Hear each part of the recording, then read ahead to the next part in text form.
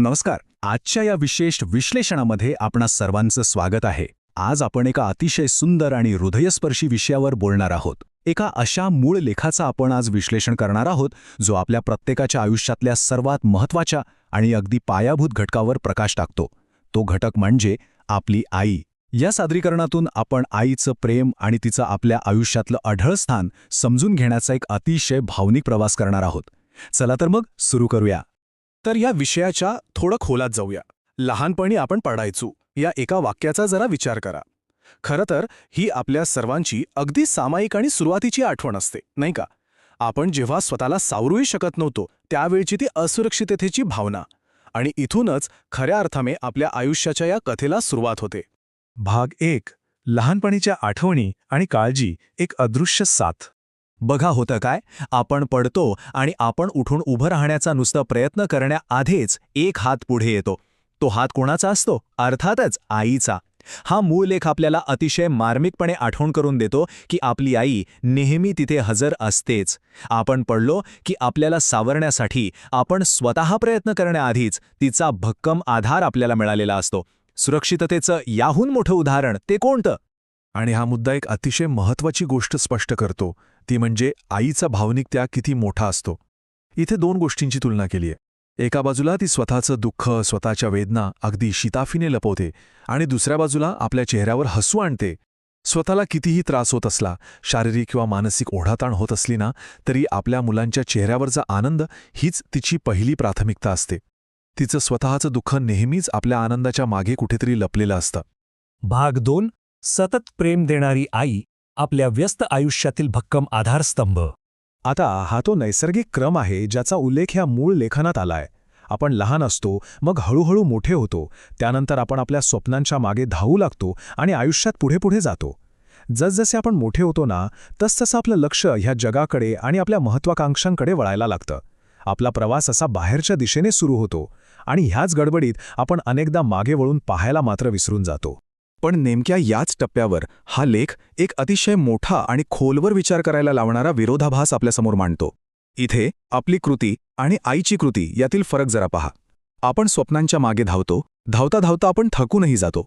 पण आई, ती एकाच जागी उभी राहून आपली वाट पाहते आणि सर्वात विशेष म्हणजे ती कधीच थकत नाही. आपल्या मानवी मर्यादा आणि आईची ती अफाट, न संपणारी सहनशीलता, यातला हा फरक खरोखरच थक्क करणारा आहे. आता फक्त या एका प्रश्नाचा विचार करा. जेवण झालं का?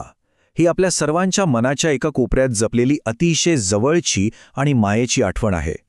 आपण रात्री कितीही उशिरा घरी आलो तरी हा अत्यंत साधा पण तितकाच काळजीने भरलेला प्रश्न कधीच बदलत नाही.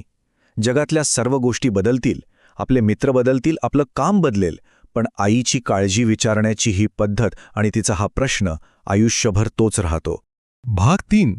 न थकणारी जादू, तिच्या असण्याची ताकद. तर इथला सर्वात कळीचा आणि महत्त्वाचा मुद्दा हा आहे की ती आपल्याला असे अनेक अनमोल आणि अमूर्त स्वरूपाचे नजराणे देत असते जे आपण मोजूच शकत नाही. मगाशी पाहिल्याप्रमाणे ती आपल्याला हसवण्यासाठी स्वतःच्या वेदना लपवते. लेख अगदी स्पष्टपणे सांगतो की तिच्या हातात कोणतीही जादूची कांडी नसते, पण तिच्या एका साध्या स्पर्शाने सगळं काही ठीक होतं, नाही का? तिनेच आपल्याला बोट धरून चालायला शिकवलं आणि वेळ आल्यावर ती आनंदाने मागे राहते, जेणेकरून आपण पुढे जाताना ती आपल्याला अगदी अभिमानाने पाहू शकेल. हे सगळं तिचं आपल्यावरचं निस्सीम प्रेम दाखवून देतं. भाग 4. घराची धडधड, सर्वात सुंदर भेट. आईची ही व्याख्या खरोखरच प्रत्येकाला विचार करायला लावणारी आहे. आई, तू फक्त एक व्यक्ती नाहीस, तू या घराची धडधड आहेस. तू देवाने दिलेली सर्वात सुंदर भेट आहेस. या ओळींमधलं काव्य आणि सौंदर्य खऱ्या अर्थाने शब्दांच्या पलीकडचं आहे. हे केवळ तिला आपली काळजी घेणारी एक व्यक्ती मांडण्यापलीकडे जातं आणि तिला घराची जीवनशक्ती म्हणून प्रस्थापित करतं. आईशिवाय घरे फक्त एक निर्जीव वास्तू ठरतं, कारण ती आणि फक्त तीच त्या घराचा श्वास असते. भाग 5. आजीवन कृतज्ञता, न बदलणाऱ्या प्रेमाचा सन्मान. आता या स्लाइडवरची सर्वात रंजक आणि महत्त्वाची गोष्ट म्हणजे हा 1चा आकडा.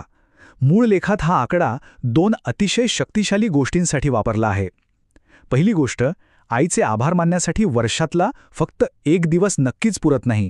तिचं ऋण एवढं मोठं आहे की त्यासाठी आपलं संपूर्ण आयुष्यही कमी पडेल. आणि दुसरी गोष्ट, या जगात फक्त एकच प्रेम असं आहे जे कधीही बदलत नाही, आणि ते म्हणजे आईचं प्रेम. बाकी सर्व गोष्टी, नाती, परिस्थितीनुसार बदलू शकतील, पण तिचं प्रेम कायम आणि अबाधित राहतं. आणि म्हणूनच या कधीही न बदलणाऱ्या प्रेमाचा सन्मान कसा करायचा याबद्दल या लेखात काही अगदी सोप्या कृती सांगितल्या आहेत. जर आज आपली आई आपल्यासोबत असेल तर तिला प्रेमाने एक घट्ट मिठी मारा आणि तिला मनापासून थँक्यू म्हणा, तिचे आभार माना. या वरवर पाहता अगदी लहान आणि सोप्या कृती वाटत असल्या ना, तरी आईसाठी त्या संपूर्ण जगभराच्या संपत्तीपेक्षाही अधिक मूल्यवान असतात.